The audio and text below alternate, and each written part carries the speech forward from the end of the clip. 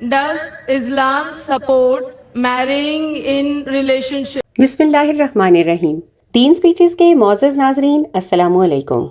नाज़रीन, इंसानों और जानवरों में इतना फ़र्क होता है कि इंसान अक्ल का इस्तेमाल करता है। जिस तरह कोई इंसान अगर शादी करना चाहे तो उसको ये तमीज़ ज़रूर होती है कि वो ये शादी किसी खूनी रिश्ते के साथ तो नहीं कर रहा, और इंसान की फितरत भी इस बात को नहीं मानती। बाज़ ऐसे लोग होते हैं जो अपने कज़न के साथ शादी नहीं करते हैं क्योंकि वो उनको अपनी बहनों की तरह समझते हैं, और इस्लाम भी तरजीह इस बात पर देता है कि बेहतर है अगर कोई रिश्तेदारों में शादी न करें। इसका मतलब ये हरगिज नहीं है कि कज़न से शादी करना जायज़ नहीं। कज़न से भी शादी की जा सकती है, लेकिन नस्ल दर नस्ल कज़नों में शादी करना माजूरी का बायस बन सकता है, लेकिन फिर भी इस्लाम मना नहीं फरमाता। तो इसी बात को मद्देनजर रखकर डॉक्टर जाकिर नाइक से एक डॉक्टर ने सवाल किया जिसका नाम कलीना था कि हमने तो अपने मेडिकल के मुताले में ये पढ़ा है कि अगर करीबी रिश्तेदारों में शादी की जाए तो ज्यादातर बच्चे माजूर पैदा होते हैं, तो फिर इस्लाम इसकी इजाजत क्यों देता है? As you know, in medicine, there are a lot of birth abnormalities due to consanguineous marriages, that is, in relations marrying. Doctor Zakir Naik ने पहले कुरान मजीद का हवाला दिया और कहने लगे कि अल्लाह ताला फरमाता है कि आप किसी से भी शादी कर सकते हो सिवाय महरम के। वो महरम बहन, माँ, खाला, फूफी वगैरह, इन सब से निकाह नहीं हो सकता। लेकिन अगर कज़न की बात की जाए तो इस्लाम कज़न से शादी करने की इजाज़त देता है, क्योंकि इससे आपका डायरेक्ट खून का रिश्ता नहीं है।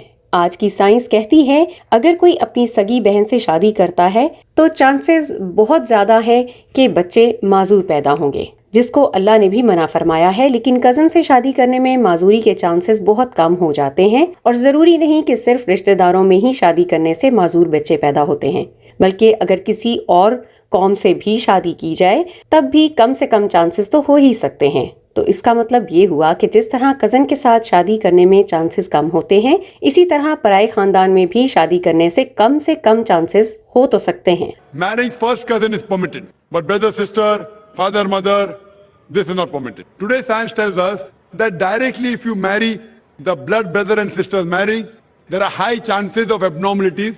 There can be genetic problems. But as far as first cousins is concerned, Islam permits it. Doctor Zakir Naik ने हदीस का हवाला भी दिया कि मोहम्मद सल्लल्लाहु अलैहि वसल्लम फरमाते हैं कि मुसलसल कज़नों के बीच शादी मत करवाओ, यानी अगर कज़न एक दूसरे से शादी करें फिर उनके बच्चे अपने कज़न के साथ, तो मुसलसल ये सिलसिला जारी रहने से मसला पैदा हो सकता है। और यही साइंस भी कहती है कि एक बार कोई मसला नहीं, लेकिन नस्ल दर नस्ल करोगे तो चांसेस बढ़ सकते हैं कि बच्चे माजूर पैदा हों।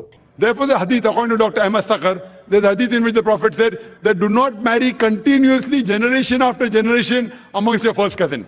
So generation after generation we keep on marry, then there is a problem. नाज़रीन, हमारे मुआशरे में अक्सर बड़ों की ये ख्वाहिश रहती है कि अपने बच्चों की शादियां रिश्तेदारों में करवाएं, क्योंकि किसी पराए खानदान में रिश्ता करवाना वो अपनी बेइज्जती समझते हैं। इसी तरह ये सिलसिला नस्ल दर नस्ल चलता आ रहा होता है, तो अक्सर बच्चे माजूरी का शिकार हो जाते हैं। अल्लाह ताला हम सब पर रहम फरमाए, आमीन। उम्मीद करते हैं आप डॉक्टर जाकिर नाइक के इन जवाबात से ज़रूर मुतमईन हुए होंगे।